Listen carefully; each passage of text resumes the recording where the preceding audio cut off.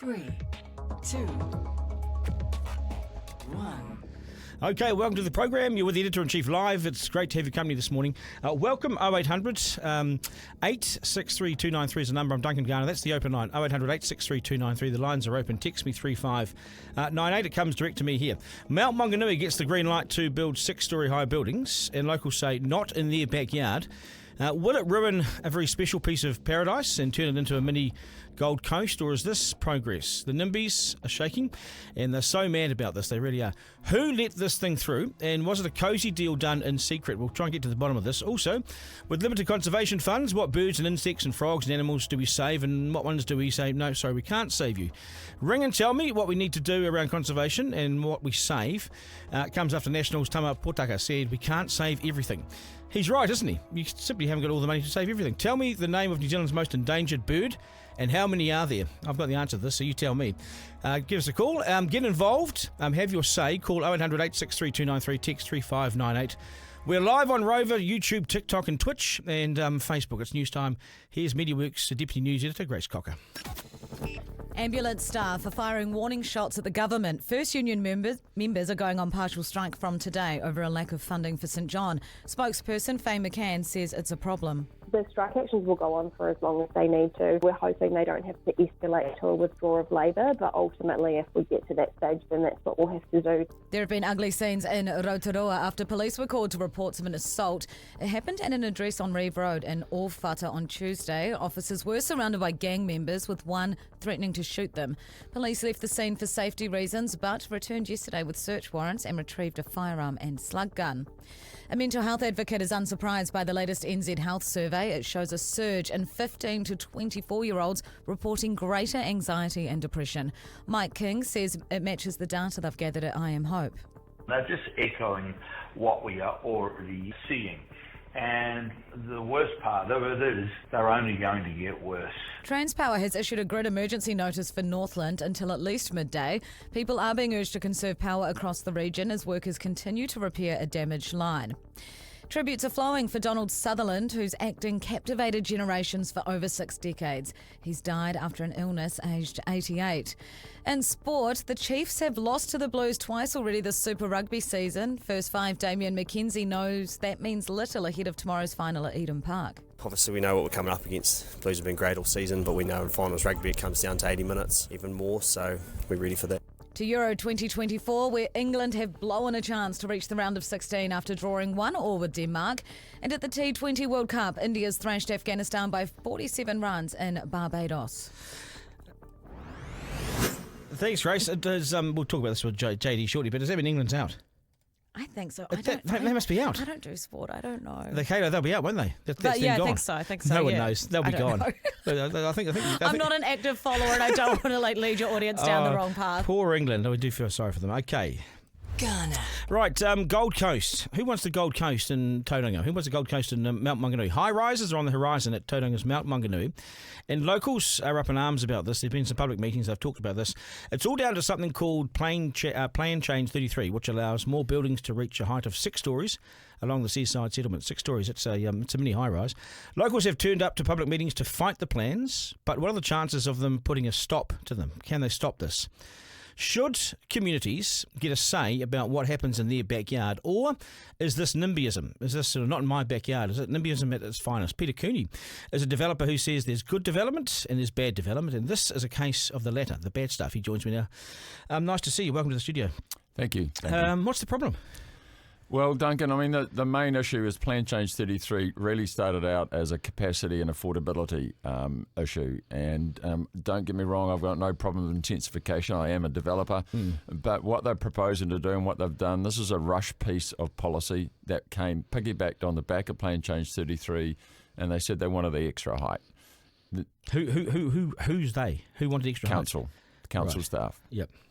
So they've come along and said and they gave us 10 days notice to make a submission on it. I mean, it's very ill thought out. All we're saying is slow it down. Let's have a look at it. We're happy with Plan Change 33 as it is with the intensification, the NDRS. We're happy with that, but as far as the Mount's concerned, we cohabitate with the ports of Tauranga, largest industry we've got in the Bay of Plenty.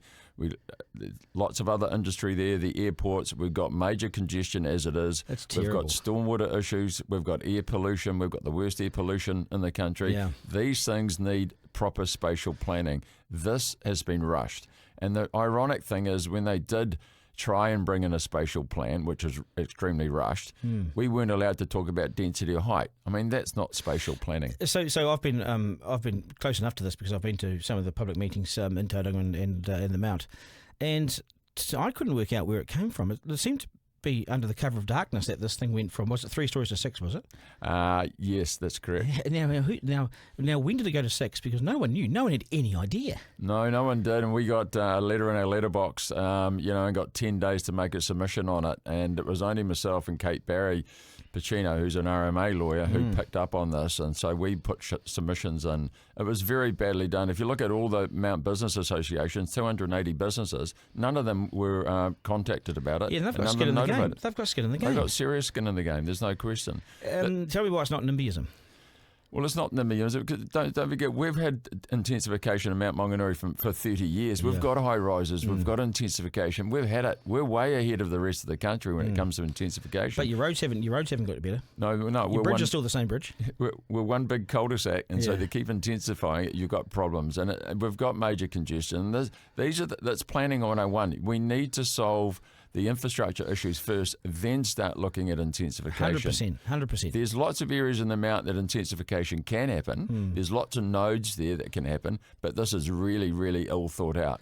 The most frustrating thing with this, Duncan, is that we had the council engaged highly expert independent hearings panel that sat there and listened for 6 months to all the experts, all the planners, all the economic experts, and they listened and they deliberated for 3 months to come out with their recommendations. And their recommendations was leave the Mount as it is. Yeah. And that's been overturned by so-called elected commissioners. But they're not elected, are they? Well, they're not elected. They're They're appointed, appointed. yeah. That's right. So democracy isn't working in this particular instance. And on this instance, because it's controversial, this should go to the people. So the people would therefore be a council and people who are voted in democratically by communities. That's correct. You know, Yes.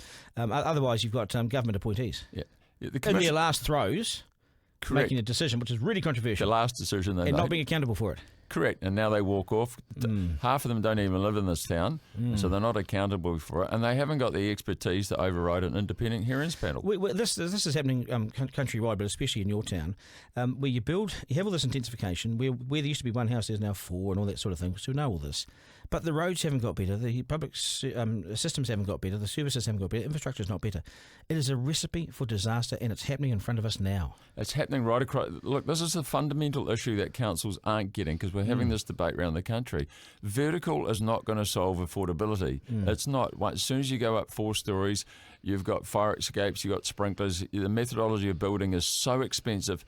New Zealand is so out of kilter with the rest of the world with our construction costs that going vertical in New Zealand is horrendously expensive.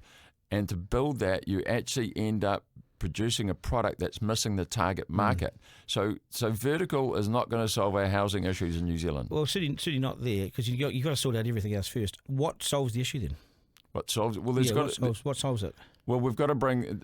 One of the biggest problems, our construction costs went up 43% in the last 3 years. Yeah, we're twice that of Australia now, per house. Correct. And therefore we have to deal with our construction costs. It's a monopoly. It's run by a monopoly. That's pretty much it. Are we calling out Fletchers? Well, we're a very small nation, and therefore we're very limited. We're only doing 30,000 house starts. Therefore, for someone to come in and contest in New Zealand, it's hard work. So it's a double-edged sword, unfortunately. And that's why it's expensive, right? Yep. We have to get our construction costs under control. We've got to do both vertical, and we still have to go out, because a lot of the infrastructure, you're right, if we're going to go vertical, we've got to make sure the infrastructure is there to take the vertical. And I know that it's not in large areas. Well, how do we say, let's say there's 5 people living in a house there now. That house gets bowled and there's 45 people in the apartments. 45 cars replace 5 cars. Well, no, you can build houses without garaging now. So, Yeah, exactly. so where they're going to put their Well, cars, that's a nightmare. which is an absolutely absurd rule. That rule should have never come in. Well, it's here in Auckland as well. And It's here right so across you the can't country. get down the roads anymore because the roads are car parks. Full of cars. It's a bloody that's debacle. Who's in charge? right. I'd like to know, Who's in actually. charge? Because this is a cock-up. Oh, no, this is a rush piece of legislation where Hmm. the government panicked. The previous government panicked. It's a rush piece of legislation.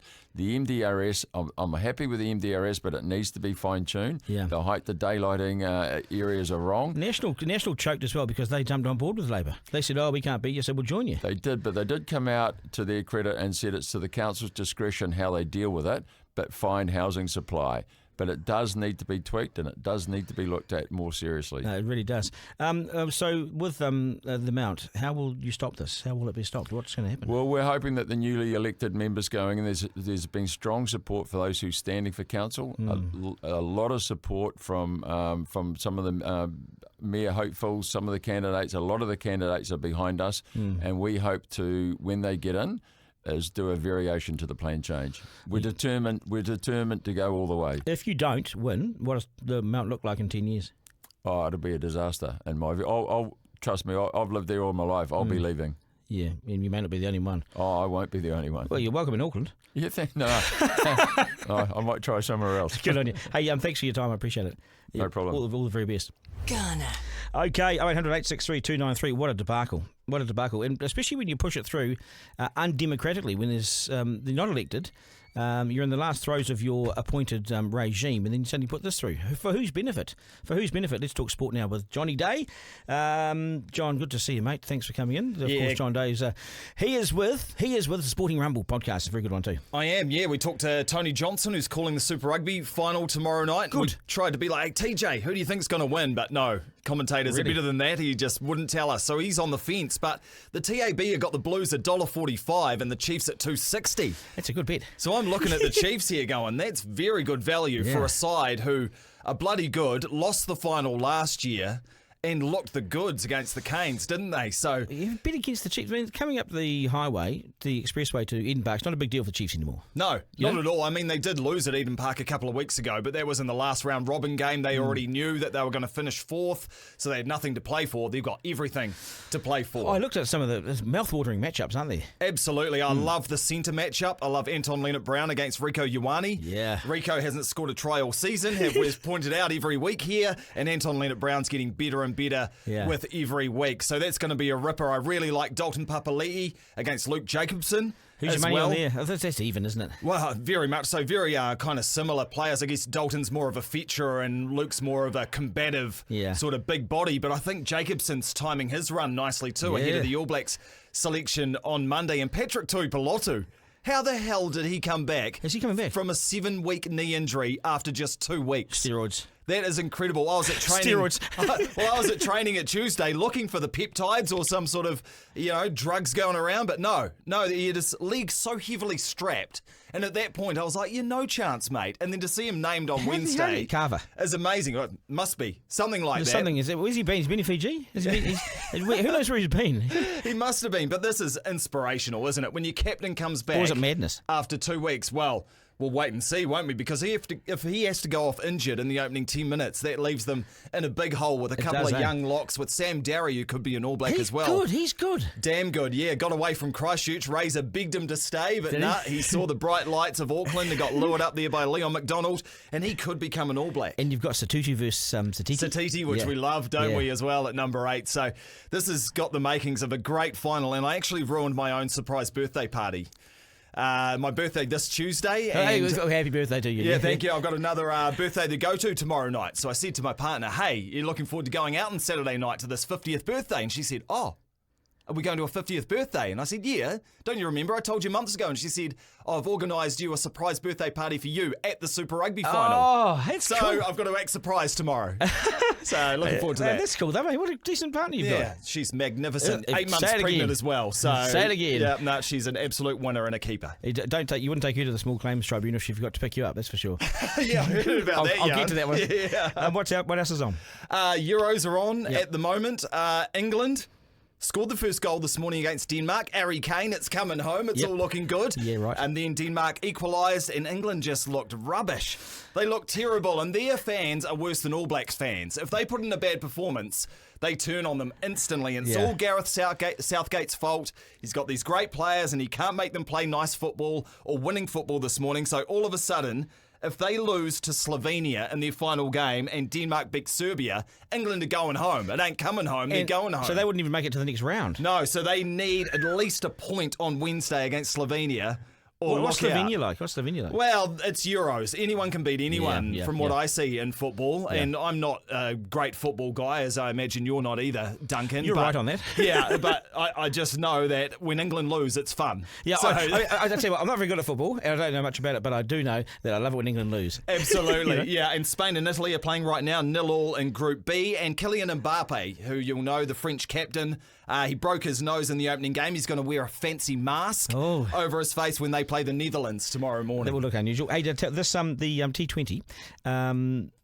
Did America, US almost got there, didn't they? Yeah. They right? had a very good performance against South Africa, lost by 18 runs in their pursuit for 190. So they deserve their place more than we do, the Black Caps. Where did they come from? Super 8s. Where's the US come from? Yeah, well, they won the rights for this tournament along with the West Indies, and then all of a sudden you're looking through their team list. There's Corey Anderson from New Zealand. There's a few expats from India and Pakistan, and then there's a few from the West Indies as well. So a real hodgepodge, but apparently with 350 million people over there, it is catching on a little bit, and they can find enough players to be better than New Zealand at a T20 World Cup. Did I read something yesterday? Was it the time is coming to an end for Williamson? Did I read a headline that said that? You probably did, but it's not correct. No, It's no, very much so. It's like a sabbatical, this, when our All Blacks take off a few months to go overseas and make some money. So in January, the Black Caps are playing bugger all cricket. So Kane Williamson's going to play in the South African T20 League instead of signing a central contract, which makes you play here in New Zealand over that time. He's going to earn a lot of money and he's going to play for New Zealand for years to come. So don't worry about Kane. He's a great New Zealander and will play for the Black Caps. I knew you could put some sense into this. And he should be able to earn money because they're only at the top for this short period. So Exactly. New Zealand cricket does not pay well compared to these T20 leagues. So no problem with Kane skipping January to go play some T20 franchise cricket. Are the Titans a banana skin team? They were earlier this season when the Warriors lost to them at home. That was probably their worst performance of the season. So they got Dragons? Yeah, there's been a few, hasn't there? There's been a few, but I think revenge will be on the mind of the Warriors when they go to the Gold Coast tomorrow, 5 o'clock, beautiful time, just before the Super Rugby final. They are missing Mitch Barnett, who's on Origin duty, and Luke Capewell as well. So a couple of guys not there, but Roger Tuivasa-Sheck returns. He'll play right centre, and that right-hand edge needs something, I was doesn't going it? to say it's been lacking, and it needs some go forward. Eh?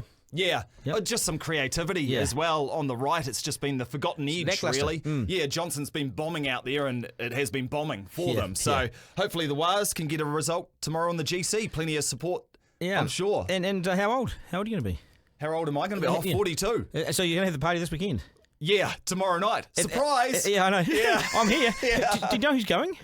Yeah, I know which mates are going. So I know it all. I need to pretend that I don't. Okay, so you're looking forward to this is it. amazing, yeah. And if the Chiefs win, the party won't be as good on K Road afterwards, but if the Blues do, look out, I'll still be hungover on Monday morning when I see you again. You'll be the small claims tribunal on Tuesday. Good on you, JD. Stuff, mate. Appreciate it, mate. Garner. Okay, 0800 863 293. Duncan, did you watch the interview on Q&A with Anne Tolley? She is calling for more civil servants to make up a third of councils, whose job it is to make sure things like maintenance is upkept. Anne Tolley's she's not elected, she's appointed by the minister. The minister was Nanaia Mahuta, actually. Should be a good game tomorrow, says James. I'll have a small viewing party at my place. Yeah. Councils have too much power, says MB, and with people that have no expertise in infrastructure. 3 Waters would have saved everyone some dollars. Oh, it seemed to cost a few too, didn't it? 3 questions from the Editor-in-Chief. Okay, so 1. At number 1 today, hasn't Northland suffered enough already? I mean, the answer is yes. First, the main road north has been closed for donkey's years, and now power to the entire region was cut yesterday. 100,000 households in the north had power cut when a tower fell over in Welsford during routine maintenance. And guess what? The second tower has been worked on as well, so it's lights out, Northland. People get paid big salaries to make sure this sort of thing doesn't happen, and it's amateur hour meets third world backwater, isn't it? Power won't be fully restored to everybody until tonight, An investigation is underway, which typically will hold no one to account, and various politicians posing as half important will promise to fix it so it doesn't happen again, which is exactly what they said last time. Northland is too often the last region to be thought of in Wellington, and this is further proof, and I think it's disgusting. 2. At number 2 today, what was she thinking? This woman who took her boyfriend to the small claims court for failing to show up to give her a ride to the airport, and she was off to a concert, you see, and the boyfriend was due to look after her dogs. Anyway, the boy doesn't show up at all. She misses her flight, has to rebook the flight, reorganise the dogs at great cost. What's worse than 3 days of silent treatment? The small claims tribunal, isn't it? God, imagine divorcing her. If they have both gone their own separate ways, they both might have actually, I think they probably both dodged a bullet. 3. At number 3, are these guys party pooper do-gooders or what? This is in New South Wales. The Byronshire Council has announced a ban on balloons and other single-use party supplies for environmental reasons. So this includes a Byron Bay. It applies to all the council buildings and parks and outdoor areas. It includes biodegradable helium, latex and water balloons, as well as glitter, confetti, streamers, tinsel and party poppers, and glow sticks. The rules are being enforced in a bid to better protect the environment, and as an alternative, the council suggests people celebrate special occasions with flowers and fairy lights and bubbles. Now, I've heard it all. In a bid to combat climate change, Australia bans the glow stick. Come on. There goes your Mardi Gras, folks. There's no party. Garner. Okay, can you put a monetary value on keeping the Maui dolphin from extinction? What about the kakapo? They're both endangered species, just 2 of the many on the long list. Now, the Minister of Conservation himself, Tama Potaka, has said we're going to have to let some of these creatures die off because it's simply too expensive to save them all. So whose favourite children do you pick? And is he right? Don't we need that money for other things like medicines and cancer treatments and better pay for nurses? I don't know. Forest and Birds, Nic Toki joins me now. Nicola, g'day, nice to have you on the program. Kia ora, how are you? Good to see you again. Is he right? No. I was trying to give him the benefit of the doubt. No, he's not reading the room, right? So New Zealanders have a love affair with our native wildlife. You yourself, quite fond of the kea. We've talked about this. Yes. And what he's doing is a couple of things. He's essentially saying he's picking winners, right? He's saying, as you say, pick your favourite child and we'll fund that one, but not that one. But it's not across his portfolio to the extent that we would expect a conservation minister to be. And I guess my kind of reflection when I saw that shocker of a headline, or actually watched his comments on Select Committee, was, this is the country that brought the black robin back from just one breeding female. We've all grown up with the story of Old Blue. This is the country that's world renowned for saving the kakapo. With that kind of attitude, it's kind of like, well, too expensive, just wander off. Yeah. I just don't think the New Zealanders will stand for it. It interests me that he didn't need to say it for a start. These are things he don't actually need to say. So he draws attention to himself as being I'm cost-cutting. In the name of cost-cutting, we're going to kill things. This government needs to be a little bit careful that it doesn't cost-cut everything into submission. Now we're going to... this is what it's almost like, though. We're not going to spend the money on this because we're cost-cutting, Yeah, but they're not cost-cutting everything, are they? I mean, I saw an announcement the other day they were going to spend $4 billion on potholes. So, governments make choices, and government after government make choices, right? And what's happened to the poor old Department of Conservation is it's been sort of whittled down, kind of government after government, every 3 years after every 3 years. Got a little bit of a top-up back in 2018, but other than that, it's kind of just gotten down the bottom of the pile, and we're expecting the department to look after a third of the country on less than the budget of the Christchurch City Council. And it's frustrating if I'm trying to be on my best behaviour. It's frustrating. Go ape, go naughty. Well, I think it's exasperating for most New Zealanders because, this government claims to be the government of business. Businesses invest in their economic assets in order to ensure a sustainable return. We know that our greatest economic asset in this country is our wild places and our wildlife. People aren't coming here to go to Westfield Bloomin' Shopping Mall, are they? Shoot me now. On the public conservation lands alone, the benefit, so the financial benefit to tourism is $4.1 billion. That was last year. And 70% of all of our businesses rely on our natural resources in order to be able to trade. So with all of those facts, and evidence in mind, surely to goodness we would be investing in nature to make sure that we can ensure that sustainable return. And this government, I mean, there was another clangor of a headline yesterday when the Minister for the Environment said that the balance had swung in favour of the environment. Now, this at a time where every year her own ministry puts out reports that detail 90% of our wetlands are gone, even more species are threatened.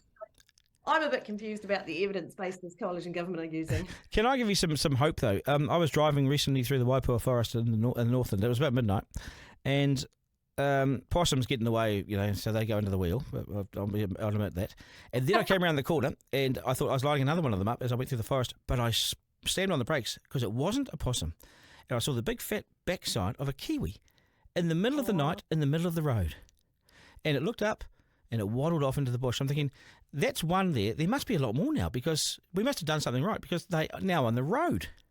They're out in the open, That is a great example. And what you're describing is when you invest in conservation, the benefits are huge, right? And pest control doesn't just protect kiwi, it protects all the other birds and reptiles and, critters, the things that I like in that forest. So one recipe, you're solving for a whole lot of species. What I think Minister Potaka did was a wee bit basic, in that he kind of went, well, there's 4,000 species and they cost X amount, and so therefore we can't save them all. But actually, we can be really clever and strategic, and we are. I guess it's kind of embarrassing because I have just been at Parliament with Minister Potaka, with the Governor General, and with Jane Goodall, which was this fangirl moment. And Jane herself talked to this room full of VIPs about how amazing New Zealand was for saving the black robin, for never giving up, even when we got down to just one viable female. That Wildlife Service team could have gone too hard, walked away, and they didn't. They pulled out all the stops. And that's what the New Zealand public wants our ministers to do. If you're the Minister of Conservation, pull out all the stops, mate. Yeah, you wanted to go into bat for the environment in the conservation state, Did you, when you were down there at Parliament, did you give him a little elbow or something? Did you let him know? No, I think to Baby because he was sponsoring the day. But I'm really struggling because I have worked in for ministers and with ministers now for 2 decades, right? Every flavour of government, and I'm in a really lucky position that I don't have to pick winners, because we just want to work with people who do good things for nature. But I've never seen a government be so disinterested in conservation. So if you think about even Maggie Barry, for example, boy, she took on that mantle with a hiss and a roar, and she was all about predator free. This minister, I don't think he's put out a single press release. This just interests me. And if anyone knows your experience and expertise and your background over 20, 30 years, you've seen all this stuff, right? And for you to make that call so early on, they've been in office, 8 months, 6 months, whatever it is, and you're saying that they're the most disinterested group in power when it comes to conservation than you've ever seen. Well, that's an astonishing claim, and good on you because you've noticed it, but that's bad. That spells bad news for the environment. Well, and I think it spells bad news for our national identity and our national psyche, right? So a couple of weeks ago, it's been a busy old month. I was in Auckland with 20,000 plus people who took off there a Saturday afternoon, who wandered down Queen Street as a march for nature, right? That's an enormous amount of people these days to get out, and including 3 busloads from the Coromandel. So Kiwis really care about this stuff. Doesn't matter who they vote for, what part of the political spectrum they're on, that people expect that nature will be looked after because it's part of who we are. But I do notice, every conservation minister that I've ever worked with loves the idea that you can go out and see a kiwi like you did the other night, or you might go and visit some rangers who are releasing, lizards somewhere. You grab that portfolio with both hands, because A, it gives you a little bit of profile, but B, it's a really neat portfolio. Haven't seen any of that. I've seen something about Ruapehu Alpine Lifts, and I've seen something about Cathedral Coves. He's the conservation minister. You should get excited. This is the photo opportunities. When you're the corrections minister, there's no good news. But when you're the conservation minister, you go out there and you release kiwi, you release all sorts of birds, and that's the best bit. It's a fantastic bit. And like I say, all political stripes, ministers of all political stripes, I know because they've told me over the years, love it. Yeah. Nicola, great to have you on the program. Good stuff. I really appreciate it. Thank you very much. Okay, take care. Good Talk luck. soon. You'll get some reaction from the beehive, I'm sure. Garner. Okay, 0800 863 293. Well, there you have it. She has said that, and she is so experienced in this space. She knows all the people, knows all the history of it all. And she said, this is the worst government for conservation that she's seen. It's so early in their reign as well. If you're into conservation, that's a worry. Duncan, you've said to me, how about we don't give money to landlords and we could save more animals, build hospitals, pay nurses? Why do landlords who don't benefit anything actually, and they don't benefit the economy, just their bank accounts? Why do we give money to them? Well, that's because the government said it was going to in advance. National campaigned on that, so people voted for them. Because Labor made landlords out to be rich guys who didn't care. They're not all rich guys. Some of them mum and dad investors who are just trying to get ahead. So there's a bit of a balancing act needed there. James has said our native wildlife needs to be looked after. It's unique, and I'll tell you, I'm starting to get sick of some of these cuts. I wonder if the front line is now being affected. They said they wouldn't touch the front line. We've spent a lot of this week talking about the front line, and here we have today. Let us know what you're talking about. TikTok, Forrester, what are they saying? We got some people here. Love your podcast, Duncan. Been listening to them for a long time now. Keep it up. Sure. Yeah. I work in an environmental non-profit. The government is worrying for our future generations. Yeah. Do you guys know? This is a Friday little test for all of you. Okay. Do you know our most at-risk bird? Do you know? Did name New Zealand's most endangered bird? Do you know? Without googling. New Zealand's most endangered bird. It's too hard, isn't it? Fairy tern. Yeah, that's the fairy tern. And there's a dozen pairs all up. A dozen pairs from Auckland through Whangarei. How did you know that? I know these things. Are you a bird watcher? No, my girlfriend actually has a PhD in conservation biology. So Who knew? She feeds the backs on all that stuff to me. And the good thing is, you were listening, and you've proved to her today that you were listening. Yeah. So you are in the good books. Oh, I know. You are on a promise. You're okay. You're going to do well. Okay, folks, 0800 863 293. Duncan, we're over their cuts. It cripples our public service, degrades Māori rights and culture, and now you're mad. Yeah, I'm not sure I'm mad. It's the Slam Dunk. Okay, certainly is. Now, this government, Nicholas talked about this priorities, has made a big deal about money being tight and savings having to be made. This is perfect timing. And they will get rid of this wasteful spending, they say. Oh, I don't believe them. They haven't even tried. The Taxpayers Union has dug this out, and good on them. Remember, there wasn't enough money to fund the life-saving cancer drugs. Remember that? But there is this thing called the Health Research Council designed to support high-quality, high-impact research in the health space. So, no more cancer drugs because money is tight. But let me tell you what they did spend money on in this space called health research. There was a thing called Hapai Te Hauora, which is breathing your ancestors into life. This explores the way rangatahi, Māori, make sense and live Hapai Te Hauora through navigating journeys of health and well-being. They got $650,000 for that program. There is the timely access to Arongoa Māori and cancer care services, and prior to us white people arriving, the traditional Māori way of healing was through karakia, prayer, hymns, waiata, and access to the forest. So interviews will now be conducted to explore ways that Māori can be healed naturally, and that got $398,000 to research that project. Then there's the program promoting Māori music as a pathway to better health. I'm not making this up. This is fact. Which is a program that sees Māori immerse themselves in their own music for their own well-being and away from the limitations of Western music, and that got $377,000. They even spent $150K on looking at how rooms were designed in hospitals, public spaces, allowing for equity because hospitals have a legacy in New Zealand founded in colonialism and designed to be Eurocentric in terms of their principles. And they represent culturally unsafe places for many people. So next time the government tells you there's no money for cancer drugs, pull out your violin and start playing it to them and then send them an invoice for your time. Money everywhere in Wellington, just you got to find it, If you're dying of cancer, what I just read you and told you should be mind-numbing and offensive. My apologies, but it's the truth and it's what's happening out there, and that's how some of your public money is being spent. Garner. Okay. That's probably us, isn't it, for a Friday? This will be available as a podcast on Rover shortly, or wherever you get your podcasts. Thank you for your feedback all week and your support. You're getting run to it. I appreciate it. I'm Duncan at rover.nz. To my team, Caleb, Miranda, Forrester and Zarina. Thank you, guys. The smallest team in New Zealand radio, television and podcasts, and quite possibly the best. And remember, life isn't a dress rehearsal. There's no curtain raiser. This is it. We live in one of the best places on earth. Get out and enjoy it. Have a great day and a fantastic weekend. Take care. Catch you Monday. That was Duncan Garner, Editor-in-Chief Live. Missed something on the live stream? Text Duncan to 3598 to listen back on the podcast. Want to get in touch? Call 0800 863 293.